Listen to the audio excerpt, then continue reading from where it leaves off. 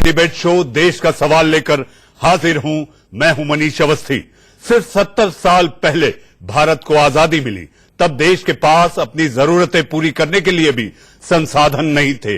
लेकिन पिछले 70 सालों में ही भारत ने विज्ञान में वो तरक्की की है कि आज अंतरिक्ष की महाशक्ति बन गया है भारत।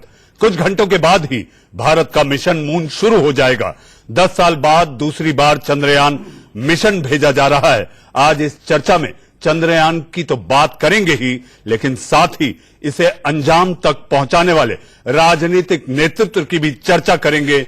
मोदी सरकार में अंतरिक्ष के क्षेत्र में जो कामयाबी मिली है वो बेमिसाल है। विज्ञान और तकनीक पर मौजूदा सरकार के फोकस पर खास बातचीत भी होगी, लेकिन पहले देखते हैं हमारी ये report. Start in T-10 seconds. 10, 9, 8, 7, 6, 5, 4, 3, 2, 1. We have ignition.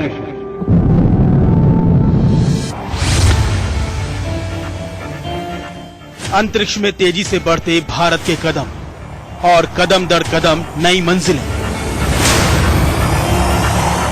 10 साल बाद दूसरी बार चांद पर जाने का सफर। अपने दम पर चांद के अनदेखे अनजाने हिस्से में तिरंगा लहराने का जज्बा।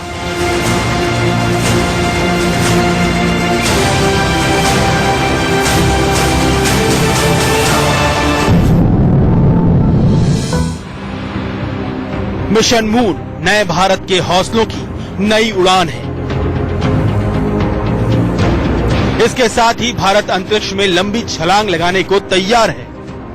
पूरा देश की निगाह भारत की इस तरक्की पर है। हमारे प्रधानमंत्री नरेंद्र मोदी जी की विजन और हमारे वैज्ञानिक, उनकी मेहनत और उनका ये सारा संयोजन, ये इतना बेमिसाल है। दादी की कहानियों में चंदा मामा का जिक्र हम सब ने सुना है, लेकिन चांद की कहानी में क्या छुपा है, अब इसका पता चलने वाला है। क्योंकि पहली बार भारत चांद के उस हिस्से में कदम रखने वाला है जहां आज तक कोई देश नहीं पहुंचा।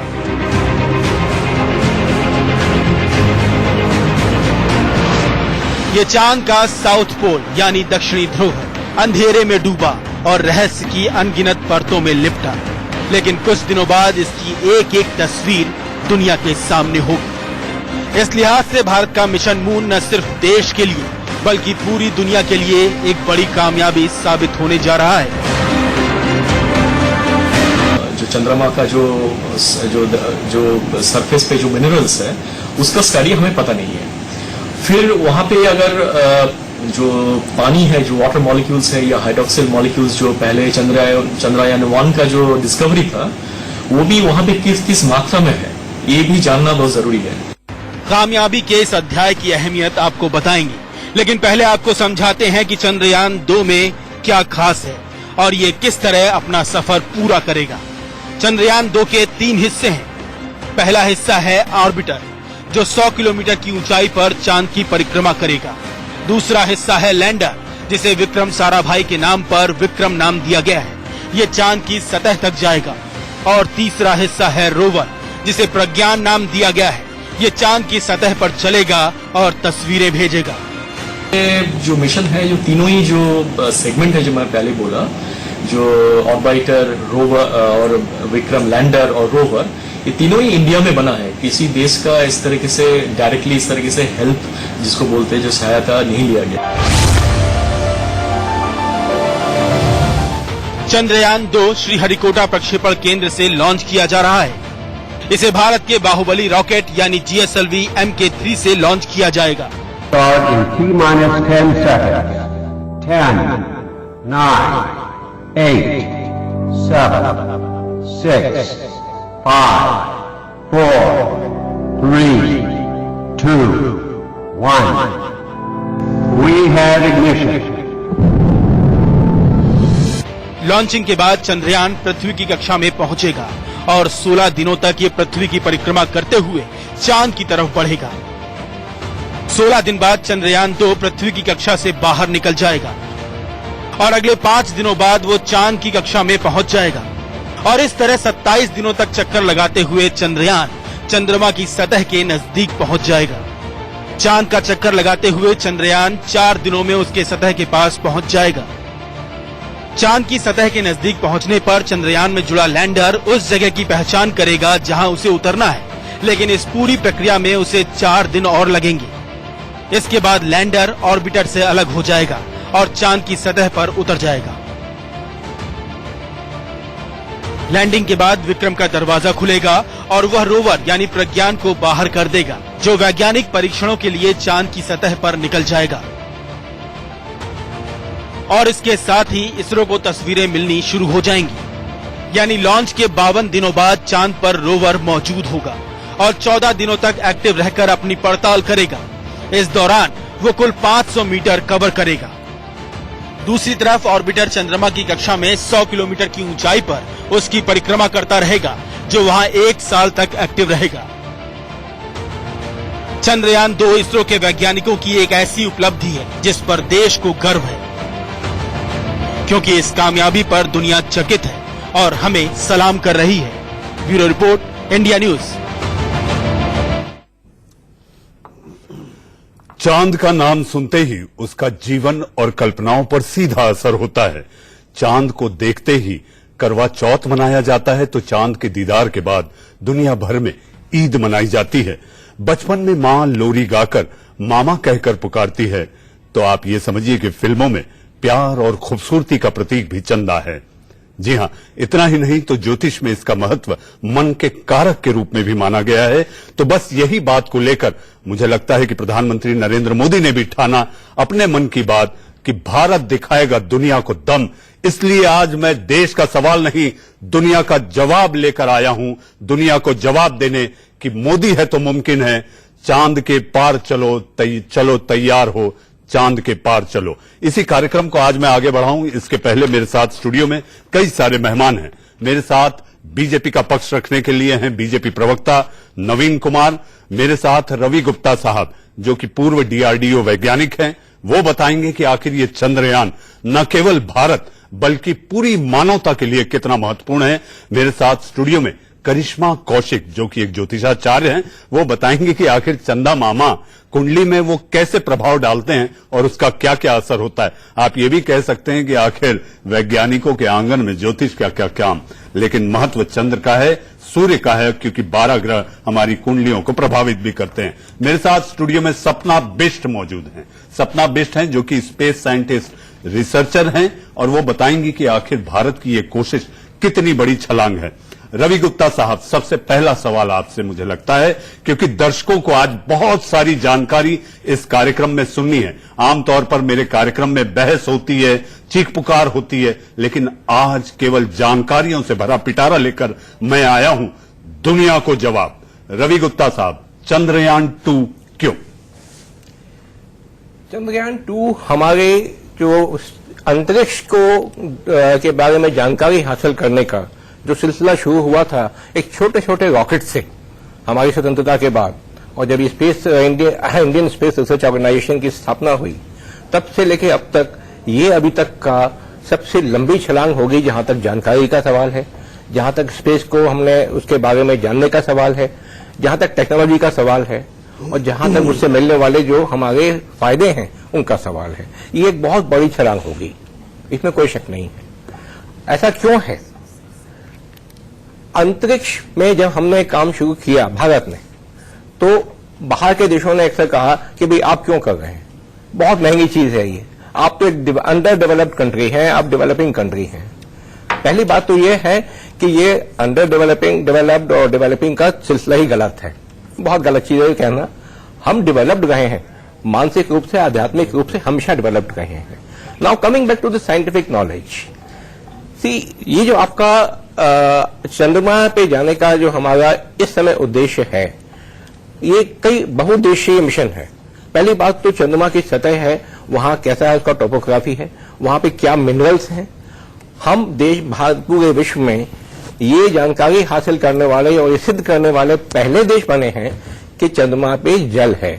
अगर अभी इन्होंने एस्ट्रोलॉजी की बात की, ज्योतिष शास्त्र में शुरू से कहा गया है कि चंद्रमा एक जल तत्व ग्रह है, लेकिन वेस्टर्न साइंस इस बात को नहीं मानती थी और यह माना जाता था कि चंद्रमा बिल्कुल ड्राई है।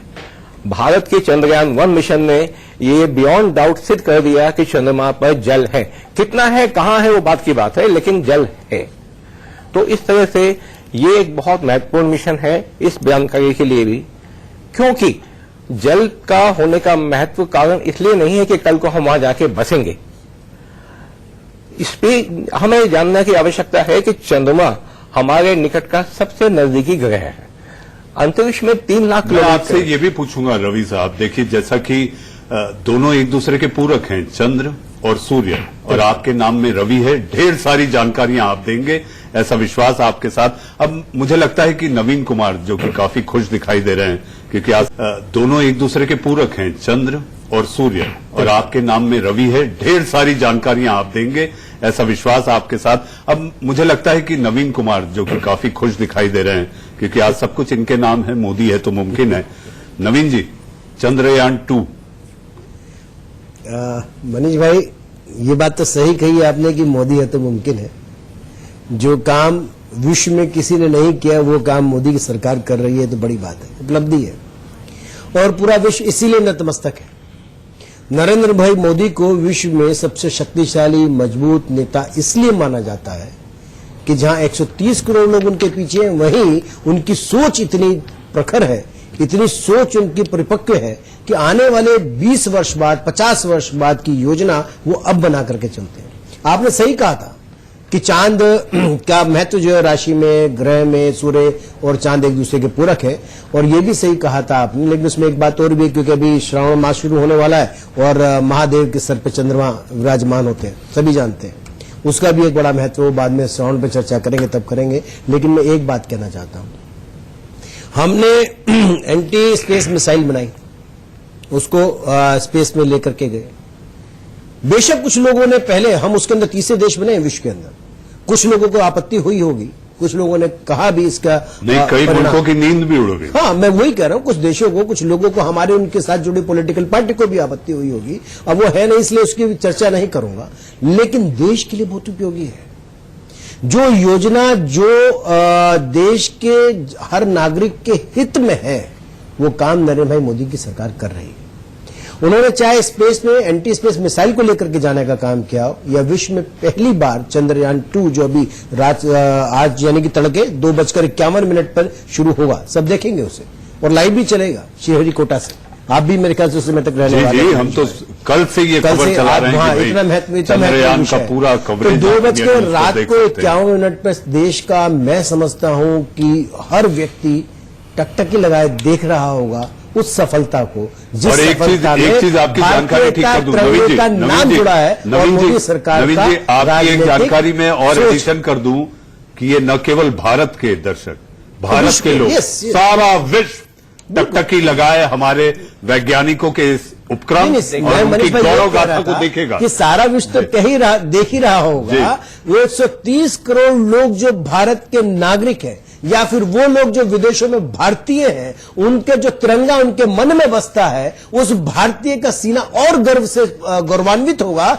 जब वो सफलता की अपनी सफलता पर पहुंचेगा चंद्रयान 2। श्रीहरिकोटा के सारे वैज्ञानिक आज आपने देखा होगा कि सुबह सुबह पूजा पाठ अर्चना, सभी पूजा पाठ कर रहे हैं। सब चाहते हैं कि वो ठीक प्रकार से सही से चंद्रमा पे जाकर के स्थापित हो जाए। सपना, आपसे एक सवाल है। हाँ जी सर। मन में बचपन जब होता है तब खिलौने के रूप में कभी आप रॉकेट मिल जाता है, हाँ, कभी हम आसमान की ओर देखते हैं कि आसमान, इसके आगे क्या। आप ये बताइए कि चंद्रयान 2 को लेकर जो बात है, आप स्पेस रिसर्चर हैं, आप ये सारी बातों पर शोध करती हैं, अनुसंधान में आप जुड़ी हुई हैं, आप चंद्रयान 2 2:51 पर छोड़ने की क्या सोच रही होगी? रात के सुबह के 2:51 क्यों? ओके सर, तो मैं यहाँ से शुरुआत करना चाहूंगी। जैसे सर ने बोला कि भारत एक डेवलपिंग कंट्री है, it is not completely developed, well developed. तो हमने शुरुआत करी थी आर्यभट्ट सैटेलाइट से, आर्यभट्ट मिसाइल से, और आज हम तरक्की करते करते अपने देश को आगे बढ़ाते बढ़ाते चंद्रयान 2 पर आ चुके हैं।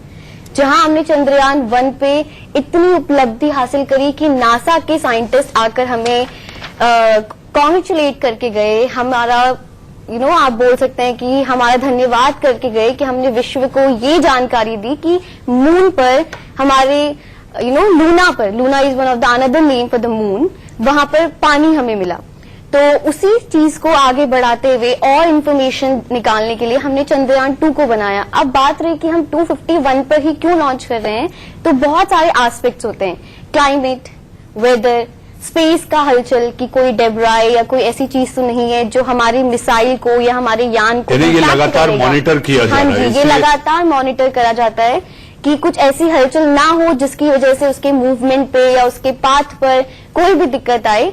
तो उन सभी चीजों को ध्यान में रखते हुए इस तरीके से टाइम को सेट किया जाता है कि एक सेफ लॉन्चिंग हो और एक सेफ लैंडिंग हो और हमारा मिशन फुलफिल हो। जी, रवि गुप्ता साहब, सुबह 2:51, ठीक है, लेकिन इसमें एक सवाल जो मेरे मन में आ रहा है, देखिए मैं विज्ञान का छात्र नहीं, लेकिन जो थोड़ी बहुत छोटी जानकारी है वो ये कि ये इतने दिनों तक चक्कर क्यों लगाएगा, जो हमारा रॉकेट है वो क्यों चक्कर लगाएगा और 6 सितंबर के आसपास वो जाकर चंद्र के दक्षिण ध्रुव पर पहुंचेगा। बिल्कुल, बहुत अच्छा सवाल किया आपने। ये देखिए, ये 3 लाख किलोमीटर, लगभग 3.5 लाख किलोमीटर का जो डिस्टेंस है, इस दूरी को अगर मैं चाहूं कि मैं अर्थ से छोड़ा और सीधे चंद्रमा पर चले जाएं, संभव है, असंभव कुछ नहीं होता, लेकिन इसमें जो ईंधन लगेगा, जो पैसा लगेगा, बहुत बहुत ज्यादा लगेगा। उससे आप अर्थ की कक्षा से निकल करके चंद्रमा तक पहुंचने के लिए जो एनर्जी चाहिए, जो ताकत चाहिए, वो कई गुना ज्यादा होगी बनस्पत इसके कि जिस तरह से हमारे वैज्ञानिकों ने इस मिशन को डिजाइन किया है।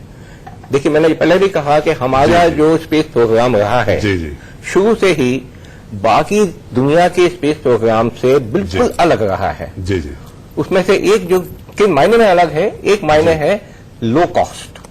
हम वही काम जो बाकी लोगों ने किया, जिस कॉस्ट में किया, हम उसमें कहीं कम लागत में कर पाते हैं और करके सफलतापूर्वक दिखाते हैं। तो हमें कोई जल्दी नहीं है कि हमने आज छोड़ा हम कल पहुंच जाएं। हमें यह देखना है कि जो हमारा पाथ है सेफ हो, सुरक्षित हो और ऑप्टिमम हो, यानी कि कम से कम लागत में हमें ज्यादा से ज्यादा जानकारी मिले। रवि गुप्ता साहब, मुझे 2003 की कलाम साहब की एक बात याद आती है, जब वो वैज्ञानिकों को संबोधित कर रहे थे। उन्होंने कहा था, जब हम चांद के चक्कर लगा सकते हैं तो चांद पर उतर क्यों नहीं सकते। मुझे लगता है आज वो बेहद खुश होंगे जहां से भी देख रहे होंगे। कलाम साहब ने एक बात और कही थी कि हम अर्थ को, अपनी पृथ्वी को, चंद्रमा को और मंगल को एक बड़े इंडस्ट्रियल कॉम्प्लेक्स के रूप में देखना चाहते हैं। जी। तो आगे की बात है और मुझे पूरा यकीन है कि वो दिन ज्यादा दूर नहीं है जब चंद्रमा और मंगल एक ऐसी बात होगी कि हम वहां गए, वहां के रिसोर्स को इस्तेमाल। हाँ, नवीन जी, आपके पास इसके दूसरे पड़ाव में मैं आपसे कुछ सवाल भी हैं जो मैं आपसे पूछूंगा। करिश्मा जी, चंद्र का क्या करिश्मा होता है कुंडली में?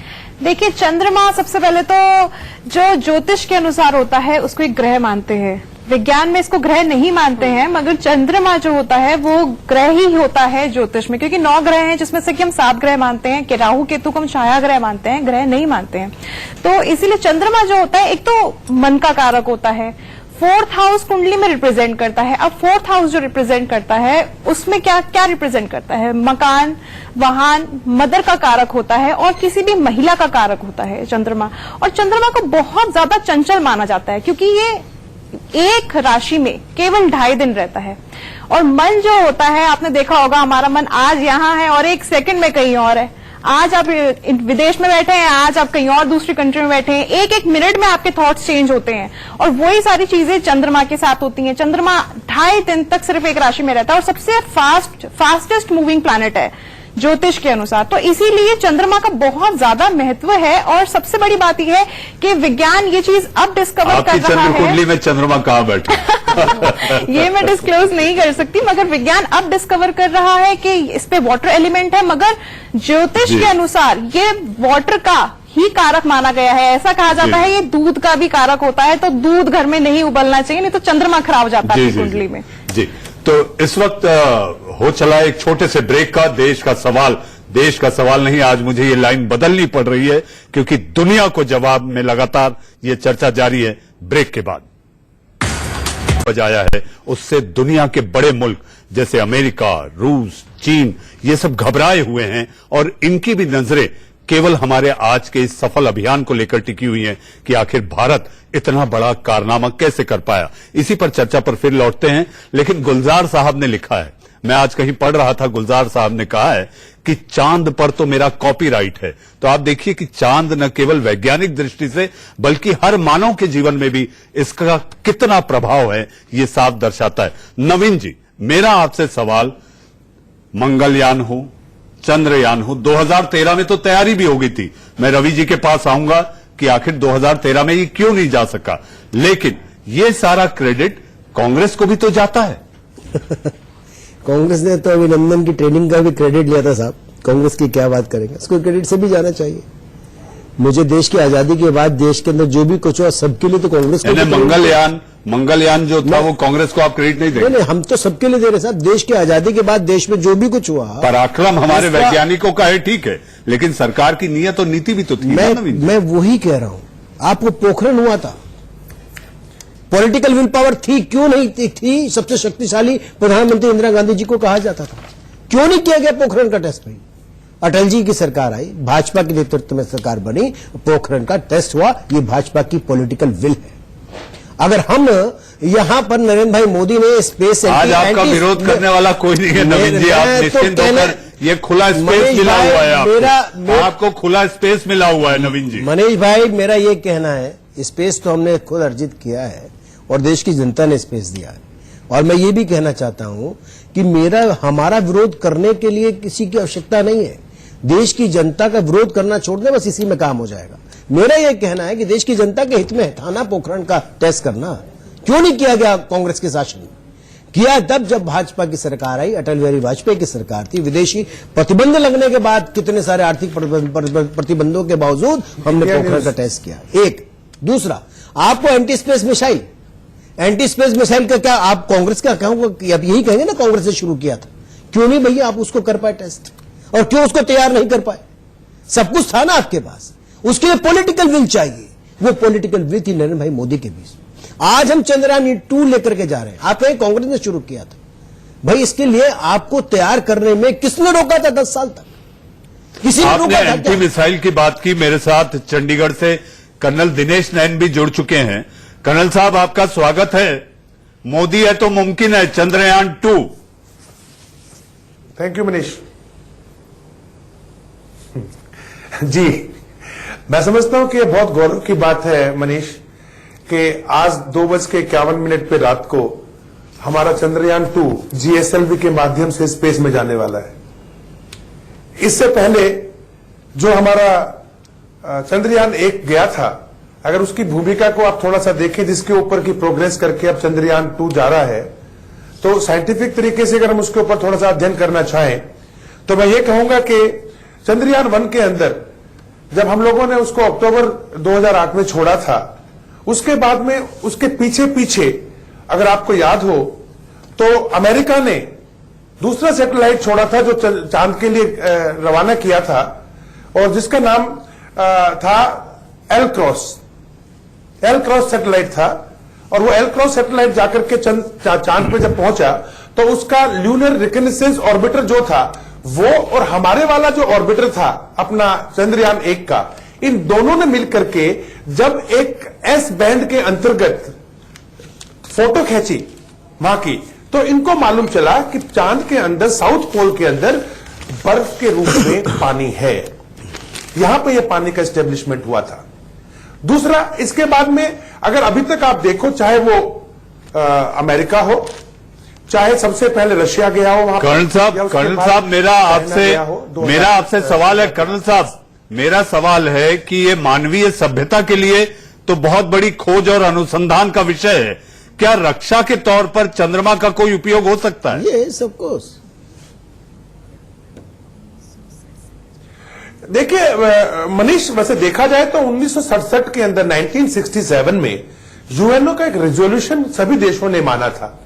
उसके अंतर्गत कोई भी देश, चाहे वो हमारी जो लो अर्थ ऑर्बिट है या मियो है, मीडियम अर्थ ऑर्बिट है, या जियो स्ट्रेटेजिक ऑर्बिट है जो हमारी पृथ्वी के चारों तरफ है, इसके अंदर से या चांद से या किसी भी सेलेस्टियल बॉडी के ऊपर कोई भी ऐसा हथियार जो किसी देश के खिलाफ या उसकी सैटेलाइट के खिलाफ इस्तेमाल हो सके, ऐसा करना मना किया गया था और सबने इस बात पे एग्री किया था। जी, कल साहब देखा है कि कल साहब मैं आपके पास आऊंगा। नवीन कुमार आपकी बात पे कुछ ऐड कर रहे हैं, फिर मैं रवि जी के पास चलूं। मैं केवल इतना सा कह रहा हूं, इस देश में या पूरे विश्व में अगर कोई सबसे बड़ा हथियार है तो वो है इंफॉर्मेशन। और इंफॉर्मेशन गैदर करने के लिए आप स्पेस के अंदर भी अगर भारत अपनी शक्ति बढ़ाता है तो निश्चित तौर के ऊपर विश्व का गुरु बनने के लिए भारत अग्रसर होता है। और इससे इन सब जितने हम चंद्रयान 2 या फिर एंटी स्पेस मिसाइल या से पहले चंद्रयान घर से छाती चौड़ी हो जाती है नवीन जी। हमारे वैज्ञानिकों का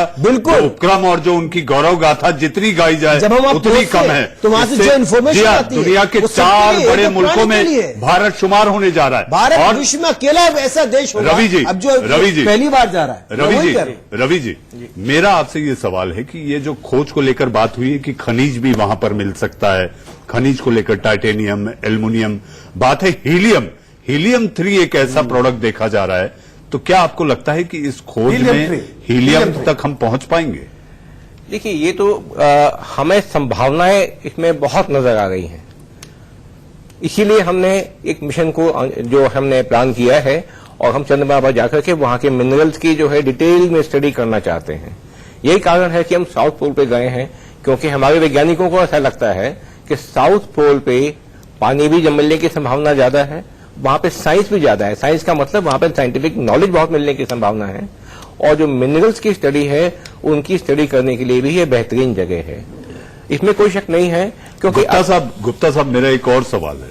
सवाल ये है कि 2013 में जब सरकार ने कोशिश की तो रूस ने धोखा दिया। क्या रूस घबरा गया था उस वक्त जो उसने लैंडिंग रोवर नहीं दिया? पॉलिटिकल विल पावर चाहिए सर। देखिए, सबसे बड़ी बात यह है कि पहले इस किस्म के जितने भी, चाहे वो आपका एंटी सैटेलाइट मिशन हो, आपका मिशन शक्ति, चाहे ये चंद्रयान हो, जैसा कि नवीन जी ने कहा, इसमें कोई शक नहीं है कि वैज्ञानिक जानकारी और वैज्ञानिक उपलब्धता के साथ साथ इच्छा शक्ति का होना, राजनीतिक इच्छा शक्ति पिछले से मनीष भाई कोई पॉलिटिकल विल पावर नहीं थी। मनमोहन सिंह ने तो तय कर दिया था इससे लॉन्च करना है। यही बता रहा हूँ, बेशक आज सरकार ने तो हर चीज में आप राजनीति मत, इसमें राजनीति कहां से आ गई? इच्छा शक्ति जब वो कार्यक्रम शुरू हुआ, मनीष भाई, कार्यक्रम शुरू करने की इच्छा शक्ति, उन्होंने तो सरदार सरोवर डैम की भी स्थापना की थी, पंडित नेहरू ने उसका शिलान्यास किया था, नरेंद्र मोदी ने पूरा। अरे आज आसमान की बात कर रहे हैं, आज आसमान। हम योजना बनाने में कांग्रेस का इच्छा शक्ति, उन्होंने तो सरदार सरोवर डैम की भी स्थापना की थी, पंडित नेहरू ने उसका शिलान्यास किया था, नरेंद्र मोदी ने पूरा। अरे आज आसमान की बात कर रहे हैं, आज आसमान। हम योजना बनाने में कांग्रेस का कोई मुकाबला नहीं कर सकता। आज के परिप्रेक्ष्य योजना, अरे उसी योजना को तो आप आगे बढ़ा रहे हैं ना,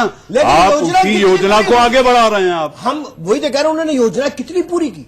उन्होंने तो देश को गरीबी से हटाने का नारा भी दिया, आज तक हटी क्या? नवीन जी ठीक है। हम पॉलिटिकल इस किस्म की योजनाओं के लिए अगर साइंटिफिक एक्सपीडिशंस की बात करें, आपने सपने में सही कहा, लेकिन योजना को अंजाम देने के लिए पॉलिटिकल विल पावर होनी चाहिए। और देश नवीन जी, आप हमारे देश के वैज्ञानिकों में कभी कमी नहीं, खुले स्पेस का गलत इस्तेमाल कर रहे हैं। स्पेस तो देश के पास है। देखिए, ये बिल्कुल दूरदर्शिता, मोदी जी की दूरदर्शिता ही है कि इसको लेकर इतने जल्दी ये तय कर लिया गया कि इसको आसमान में छोड़ा जाना है। लेकिन आप इस स्पेस का, आपको पता है कि विरोध करने के लिए कोई नहीं। मैं वही कह रहा हूँ, आप तो निभाई रहे हो भूमिका। रवि जी भी डीआरडीओ में रहे, हमारे देश का कोई वैज्ञानिक कभी कमजोर था ही नहीं, कभी नहीं था। हमारे देश का वैज्ञानिक बहुत सक्षम था, और विदेशों में भी, चाहे नासा में भी, नासा में आज जो भी लोग वैज्ञानिक उसमें ज्यादातर हिंदुस्तानी। आ रहा हूँ मैं आपके पास, पॉलिटिकल विल पावर चाहिए जो मोदी जी ने दी है। इस बहस में हमें एक बात नहीं भूल जानी चाहिए कि इतने बड़े लेवल का जो आपका मिशन होता है, हम अंतर्राष्ट्रीय जो दबाव होते हैं, जो डिप्लोमेसी है, उसको नकार नहीं सकते, उसको भूल नहीं सकते। जी जी। बहुत सी बातें होती हैं जिनका जिक्र पब्लिक में नहीं किया जा सकता है।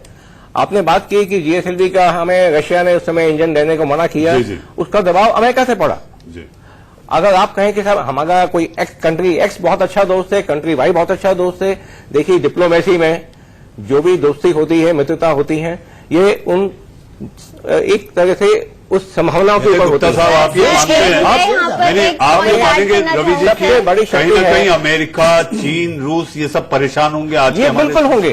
कारण हमारे देश के हित में देखिए, मैं उसको सर यहाँ पर अगर मैं एक जी, पॉइंट बोलिए बोलूं सर, कि प्लीज, हाँ। दिनेश जी, आ रहा हूं आपके पास। हम जानते हैं कि हमसे पहले 3 कंट्रीज वहाँ पे जा चुके हैं, यूएस, लेकिन हम जहाँ जा रहे हैं सपना वहाँ कोई- वो दक्षिण ध्रुव है, हम यहाँ पर हम पहली बार जा रहे हैं। पहली बार जाएंगे। भारत पहला देश है जो वहाँ आप जाएगा। राजनीतिक या अलायंस की बात कर रहे हो तो जैसे हम जानते हैं कि अभी इस चंद्रयान 2 के साथ कई सारे पेलोड जा रहे हैं, जिसमें से एक अमेरिका का भी, that is our passive payload.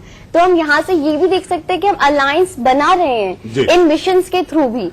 तो ये भी अपने आप में एक बड़ी उपलब्धि यानी है आप कि- ये मानती है ना कि नासा ही नहीं हाँ जहाँ पर जी। भारतीय वैज्ञानिकों का दबदबा है, बल्कि हाँ जी। हमारे वैज्ञानिक के दरवाजे भी हमारी देहरी पर आकर वो कहते हैं कि ये ले जाइए। हाँ जी, exactly। दिनेश जी आप कुछ कहना चाह रहे थे?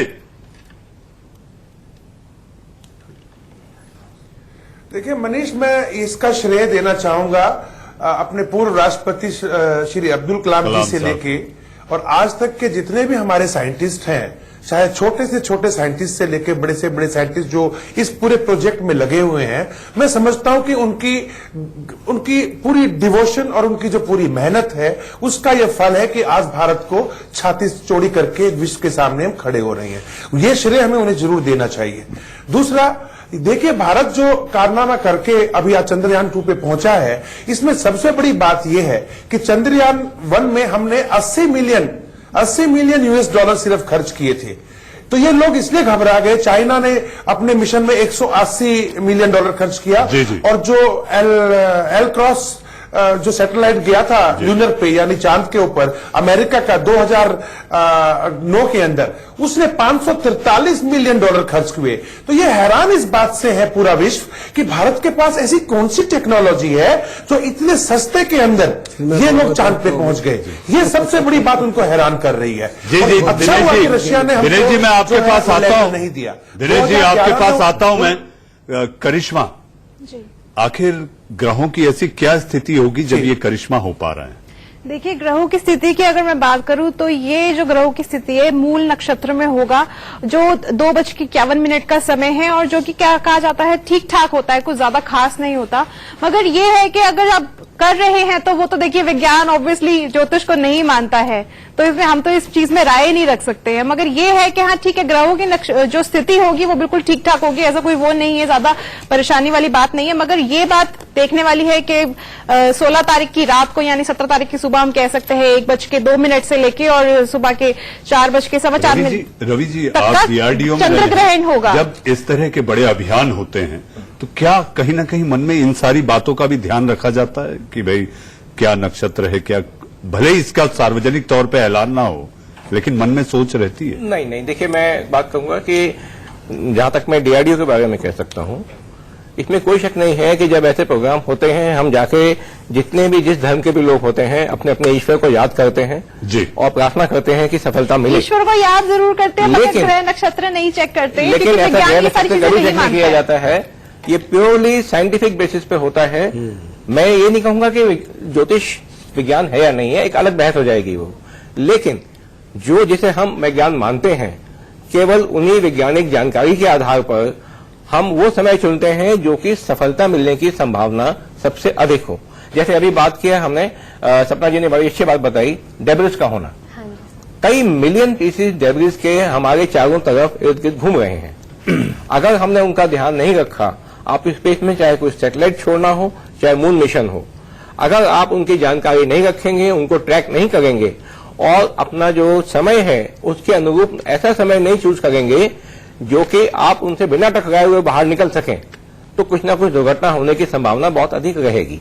तो ये एक बहुत बड़ा एक कारण होता है। दूसरा कारण होता है कि आप देख रहे हैं जैसे कई दिन से आपका जो ये यान है ये अपने हैंगर से निकल के बाहर लॉन्च पैड पे आ चुका है। आप जरा सोचिए कि अगर इन दिनों में तेज आंधी तूफान आ जाए, बिजली कड़के, तो क्या हालत होगी? क्या आप तैयारियां कर पाएंगे? तो हमें आज हमारे वैज्ञानिकों की हार्ड वर्क के कारण हमारा जो मानसून का प्रेडिक्शन है, जो मौसम का प्रेडिक्शन है, बहुत सटीक हो गया है। तो हम इसकी तैयारी करने से पहले वो स्लॉट चुनते हैं कि इस किस्म की जो बाधाएं हैं उनकी संभावना कम से कम हो। तो ये पूरी तरह से जो डिसीजन होता है, जो निर्णय होता है, मैं एक आपको वैज्ञानिक आधार पर होता है। इंटरप्ट करना चाहूंगी क्योंकि चंद्र ग्रहण है और चंद्र ग्रहण का जो प्रभाव पड़ने वाला है वो बहुत अधिक पड़ने वाला है। करिश्मा, और कुछ ना कुछ एक 10 सेकंड में बोलिए, मुझे क्लोज कुछ ना कुछ इसका प्रभाव जरूर पड़ेगा। मानसून की बात रही तो अधिक वर्षा होने के चांसेस है, कई जगहों पे बाढ़ भी आ सकती है, तो इसीलिए इसका प्रभाव जरूर पड़ेगा। इस चीज को भी विज्ञान को ध्यान रखना चाहिए था। वैज्ञानिकों का ये कदम भारत की छवि बनाने में एक बड़ी छलांग के रूप में देखा जा रहा है। चांद पर एतबार तो जीवन में होता ही है। फिल्मों में गाना भी आया, चांद सिफारिश जो करता हमारी तो देता मैं तुमको बता। जी हां, ये कोशिश है मानवता के फायदे के लिए, एक नई सभ्यता के लिए। और भारत के लिए मैं केवल इतना ही कहना चाहूंगा, भारतीय वैज्ञानिकों के लिए इतना ही कहना चाहूंगा, पत्थर पर लिखी इबारत हूं मैं। ये मैं हिंदुस्तान के लिए कह रहा हूं, पत्थर पर लिखी इबारत हूं मैं। तुम शीशे से कब तोड़ोगे, मिटने वाला मैं नाम नहीं, क्योंकि मेरा नाम भारत है। आज आप इस दुनिया को जवाब कार्यक्रम में जुड़े, बहुत बहुत धन्यवाद।